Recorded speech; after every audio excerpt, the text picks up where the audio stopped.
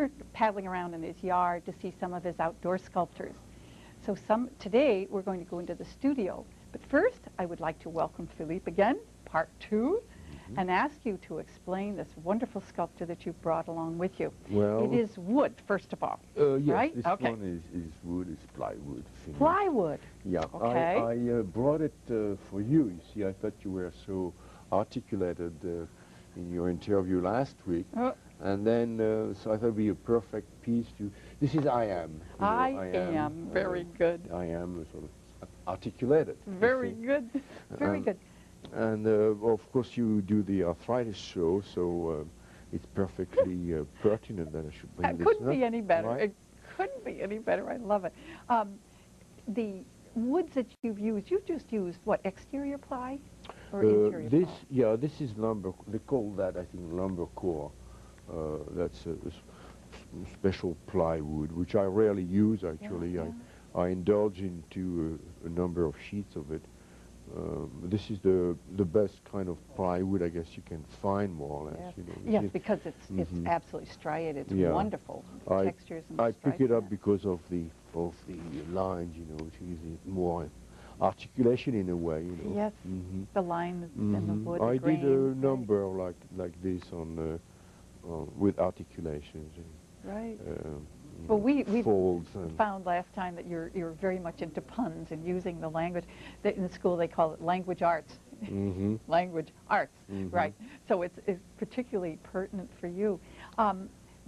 Is this an older piece, or have you? Yeah, this is. Oh, yeah, this is at least 8 years old, I believe. Yeah. How did you do others with the same theme? Yes, I did a number of them.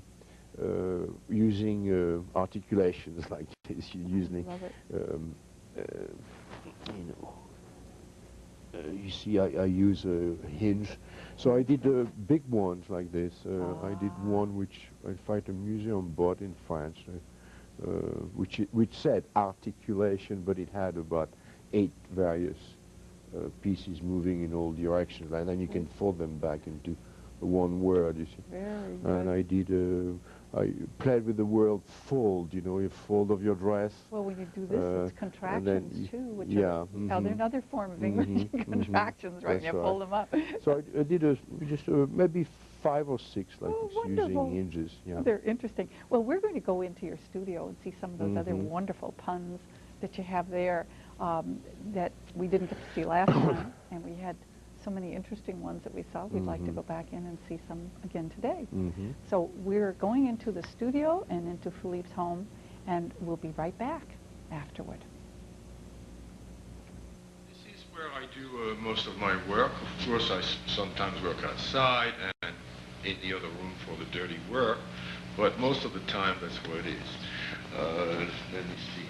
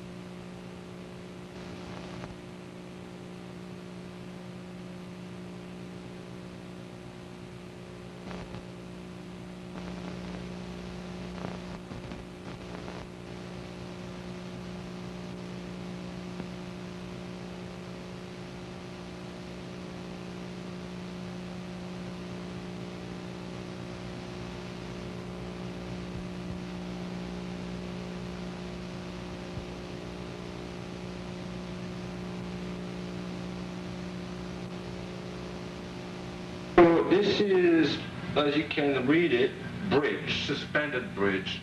This is one work in progress, which is not finished because I don't have the room ready to, waiting for a buyer. around the room to install it, but it goes on a sort of as you will see with the French version of it, it goes on a sort of coastline and the water beneath it, so it would mean a fairly large piece, but this is for the time being, this is just the outline of it, suspended bridge. The idea of a bridge refers to the notion, well, you find, the reference really is to Simone Weil, which is a French mystique, which says that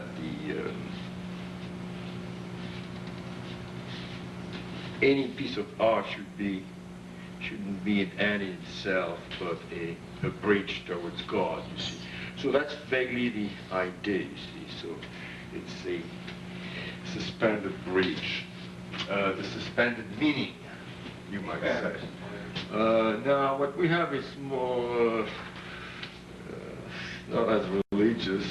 This is those matches here. The pun is in French. You see, there are sexy matches.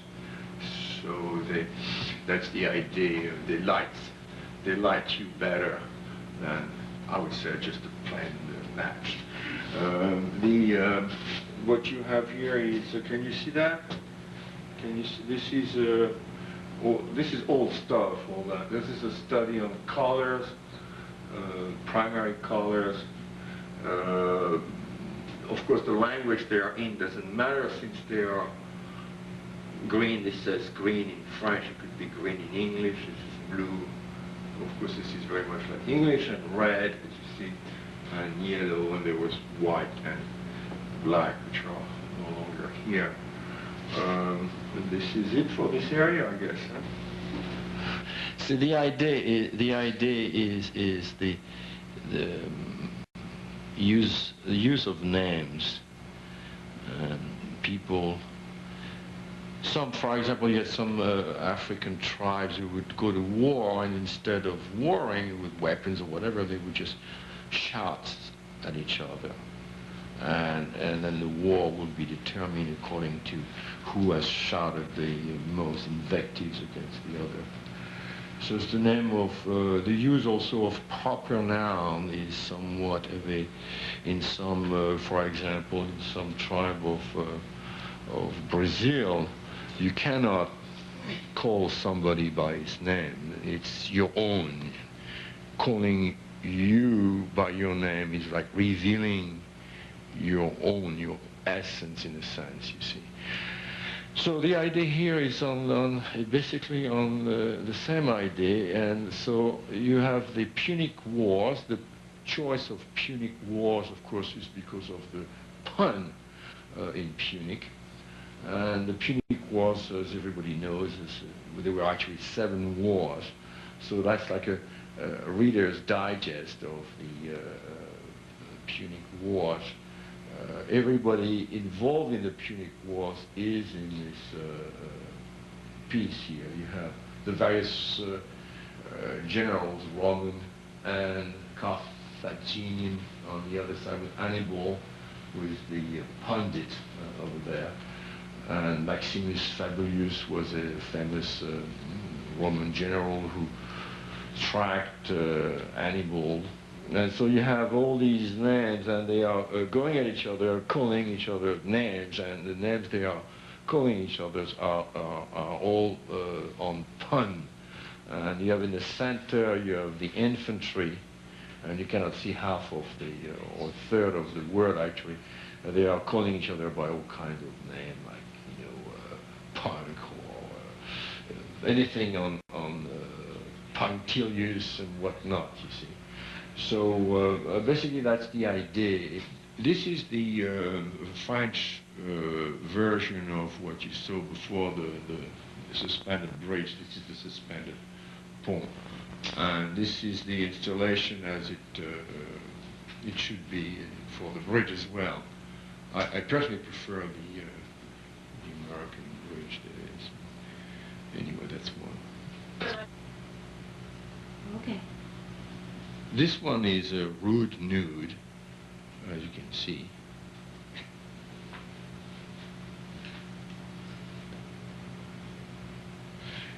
You cannot see it as a root.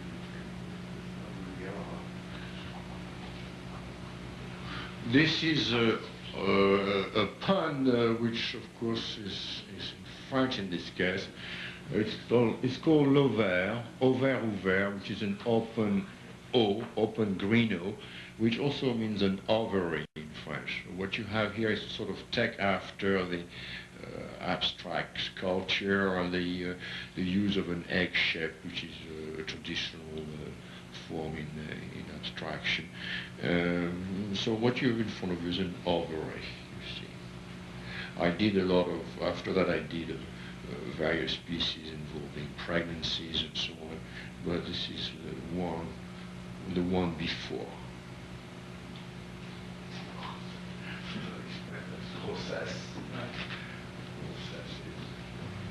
You don't see the other thing? No, you're right. You can put it on the floor. This is the bird cage. I did a number of these. And you see you have 3 birds in this cage. One birdie flying up there and two birds. The great thing about these birds is, of course, they don't sing unless you want them to, in which case you put on a tape. And you don't have to clean anything, and you can leave the house for a month and they come back and they're still there.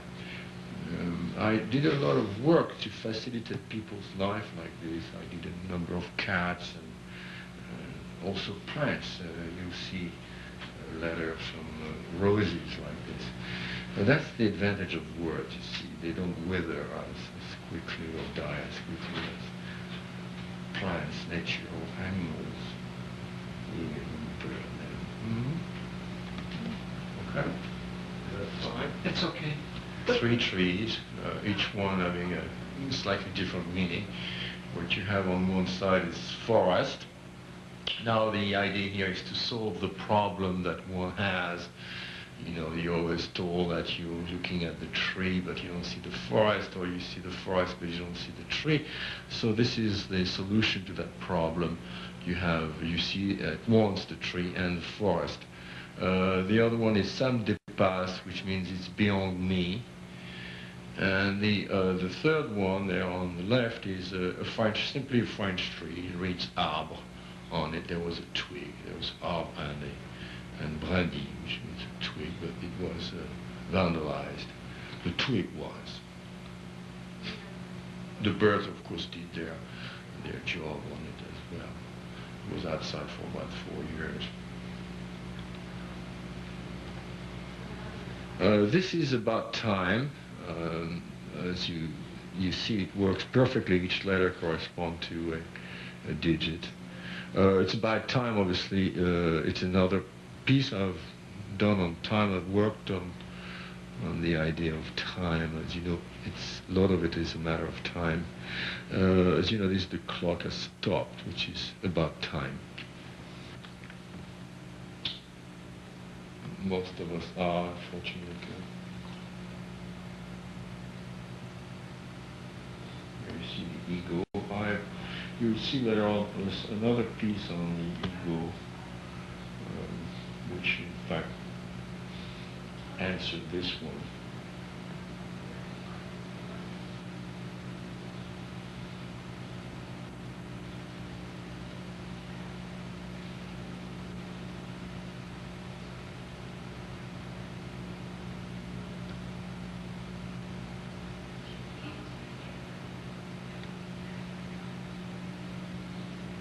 This is a bouquet. This is called rose decline. This is the Latin declension of rosa, and you see each rose declines itself. Here you have rosa, rosae, rosis, rosarum. This is like the birds. The great advantage of this is you don't have to water them. You see. They'll last you for a long time. Just like the Latin languages last us for a long time. So this is rosa as a bouquet, and on the other side we'll see later on rose decline. So this is of two to incline, rather. This is really one rose and one bouquet of roses. So this was Rosa decline, and we'll see later on rose incline. Right. This is rose incline, you see.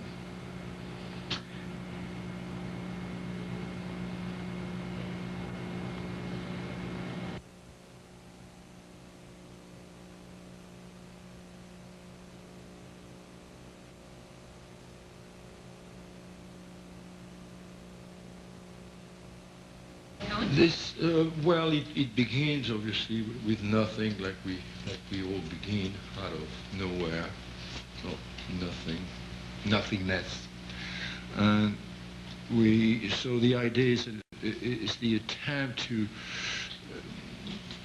once one has achieved some sort of ego, to be able to remove it from oneself and to reach a state of complete emptiness. So the intention here was to refer to what is, for some, the goal of the mystical experience or desire to reach a stage where you are absolutely pure white yourself and can erase from your own history everything which is irrelevant, and hopefully then you'll be able to see something. So we go really from nothing to nothing. But it does, of course, doesn't mean that nothing is left. In fact, that's when everything comes.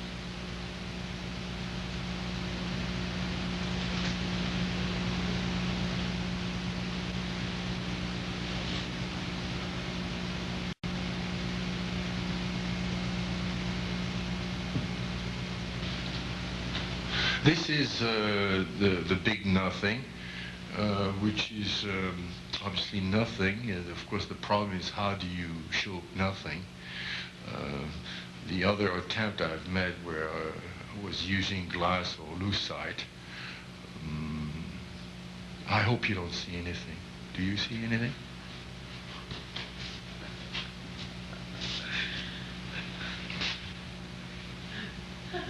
Rien, which means nothing, or which means nothing to you, which in which case is perfectly rien. It's nothing. Obviously, the problem is, how do you show nothing? Obviously, you see, I failed because maybe you see something. Well, in case you don't see anything or see something, I don't know. Maybe close your eyes. This is the burning bush. This is a study for a piece which would be, of course, done in metal and be outside. Right now is not really three-dimensional, it's fairly flat. What you have in it is our grunts, you see.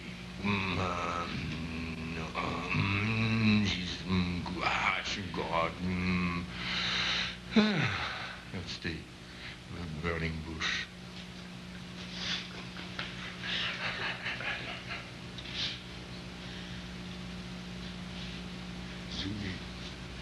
Hangover. I did a series of hanging pieces like this. Hang-ups, anxiety. This is hangover. This is piece, you might say, which would be nice in some bar, for example, or piece after St. Patrick's Day parade, you see, the next day, for example. That's it. Subterfuge, which is the same idea as what we've seen outdoors, the subsculpture.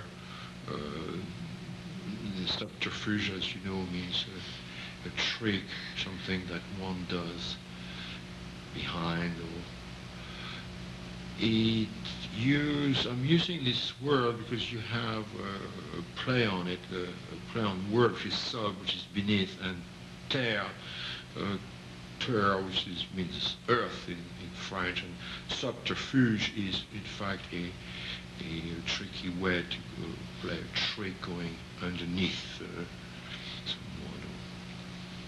Can you see We're back again. We've been to Philippe's studio and his home to see some of the indoor sculptures that he has. And some of them it was very difficult because the camera was moving around and you were trying to explain and so forth, and they were fantastic. I was intrigued with them. One of the ones that I'd like you to explain, maybe perhaps a little bit more here, about the roses. Could you explain about the roses? It was hard to see. Well, you had a triple pun there is what I'm trying to start with. Yeah, it's a bunch of roses. There are, I think, 12 of them, which correspond to the declension of rosa in Latin. So each one is you know, rosarum, rosis, rosae. If you studied Latin, you had to memorize this by heart. We did, right? So this is, in one vase, you have the roses declined in Latin, and then in another vase, you have a simple rose incline. You know. This is the decline means it's dying or whatever. Well, I mean, in fact, those who are declined are more lively than the incline. Yes. So there's a contradiction there. Oh, I think anybody who studied Latin would appreciate that, because those were the horrors when we were studying Latin. It used to be the first declension when you learn yes, Latin. I remember when I started Latin, that was the first thing I had to... Well, you may be preserving something that no longer exists, because there are very few high schools that teach Latin anymore like that. It's coming back in some places. I'm glad to hear it, because you have the French with rose, and rose. Very good. That's great. I love that. And you have Gertrude Stein, you know. Yes, of course. A rose is a rose, exactly. The other installation that you had, the series of plates with the egg. Now, I wonder if you could explain that a little bit more, because it was, hard to unfortunately, follow. we do not get an overview of it. Well, it's an installation which sort of reminds people often of the Last Supper, because there are a bunch of plates on a long oblong table.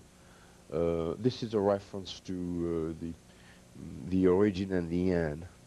Okay, the beginning and the end, and one was a clean plate. Yes, so we start with the void, kind of, on one. It depends where you want to start. As I notice, often people sometimes start one end or others the other end. Okay, and then the other end was... the other end ends with the ashes and then void again.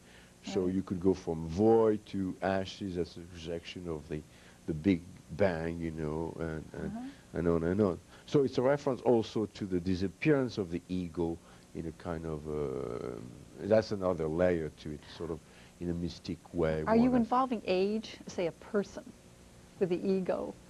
No, ego has no age, unfortunately. Sometimes it grows with age, sometimes it disappears with age. age, exactly. You're right. There were a lot of things that you could interpret that whole thing with. Well, I did another one, as you noticed.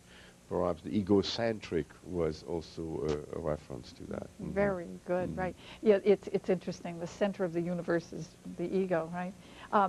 The Punic Wars, I think, was a piece on the wall. And maybe we could explain. Right. How big was it? I think it's about 10 feet by, 3 feet or something like this. So it's quite it's long. Yeah. Mm-hmm. So the pieces that were there appeared white, but they were made of... It's all painted white to painted white. Wood? suggest the stone eventually will sort of turn yellowish, you know. Yes. Is it wood? No, it's all woods. It's layer after layers of wood. It's a relief, you might call it, in reverse, you see. Yes, Instead of digging in, I brought it out, you see. Right, I added each time a layer. Are you a history student, or is it just... No. Well, as I mentioned, I think in my comment, the original idea was on the word pun. You see, on the play on pun, and that's where I got the idea of Punic. You see, so that's one idea, and the other idea, as I also mentioned, is a reference to some tribes. And it'd be nice, in fact, if we all went to war like this and just yell at each other, all kinds of dirty words and names, rather than drop bombs, or would that be nice? Yes, you know? it And she was the certainly best at, Yeah. you know, What best. is that old saying? Sticks and stones will break my bones, but names will never Right, hurt me. it'd be wonderful. But apparently it was the case in Madagascar, in fact, in Africa, you know, the island south of Africa. Some tribes were going to war that way. They will meet and yell at each other, Yell at each other. invectives, you know, all kinds of names. And I think it's marvelous. So the two original ideas for that are this book I read on Madagascar and also anthropology, and another one, and of course the idea of Punic, you know, Yes. of pun. And punishment. Of Well, course, yes, the so other that's in the aspect, yes. infantry. There are all kinds of words that you cannot see, you know. Yes. Punctilious. I mean, they call, you know, Sure. all kinds of names, but you cannot see them because they are in the melee there, you know. I'm so impressed because you're doing puns in English and Latin and putting them all together, which makes it terrific ideas. They're great. Well, as I said, the pun is there to bring interest and to look at it, you know, the ambiguity of things, you know, Yeah. laughter. The philosophy that you have Mhm. shown too. Absolutely. mhm. The one that I was intrigued was the fence that was on the wall. It was hard to see it because it seemed to be behind that's something else. purely it's not to be offensive, you see, so you would put a fence outside your house and you write on it, no offense. Oh. You know? So this is just an old fence that I found after a storm, and I just wrote no offense. No offense. With the idea of putting it as a get, you see. Oh, God. Well, you've certainly whetted our appetite for more of your things, and we are going to come back again to your studio You have to an see indigestion. Not at all, not at all. It's really been fascinating, so that we will see some more of Philippe's work on another program. So we have completed 2, and we just can't quit. So we were just going to go on until you see some of the others. Yeah. Will they be more indoor installations? I guess I think what is left is indoors. Yeah. Very good. We'll see. I think there's the library they shot and the various things inside the house itself. What we just saw was in the cellar. Okay. I keep as a sort of a gallery, so I don't have to look for things. And most of the stuff I have is in boxes, packed in crates and so on. Yeah. To protect it from dust. And, Because it's so hard to keep everything out on display all the time, too. Yeah, Yes, right. So things wind up in boxes. so I keep a certain amount of them